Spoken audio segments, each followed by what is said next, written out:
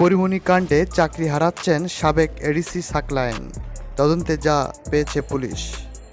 ঢাকা মহানগর পুলিশের গোয়েন্দা বিভাগের সাবেক অতিরিক্ত উপকমিশনার ও বর্তমানে অতিরিক্ত পুলিশ সুপার মোহাম্মদ গোলাম সাকলায়েনকে বাধ্যতামূলক অবসরে পাঠানোর প্রাথমিক সিদ্ধান্ত নিয়েছে স্বরাষ্ট্র মন্ত্রণালয়।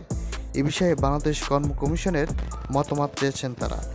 স্বরাষ্ট্র মন্ত্রণালয় থেকে পিএসসিকে দেওয়া এক চিঠিতে বলা হয়েছে, তদন্তে উঠে এসেছে নায়িকা পরিমণির সঙ্গে সাকলায়েনের বিবাহ বহির্ভূত অনৈতিক সম্পর্ক ছিল। সাকলায়েন পরিমণির বাসায় গিয়ে থাকতেন। সাকলায়েনের স্ত্রী তার সরকারি বাসায় না থাকায় পরিমণি গিয়ে রাত্রি যাপন করেছেন।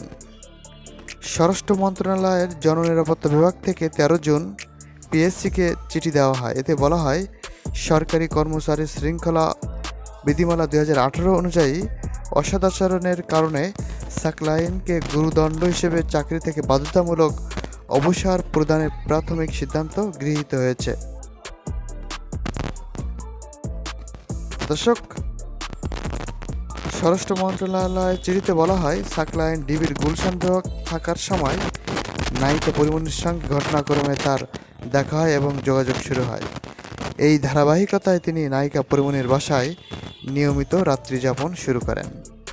দর্শক, আমাদের ভিডিওটি ভালো লাগলে শেয়ার করুন এবং পেজে একটি ফলো দিবেন। ধন্যবাদ।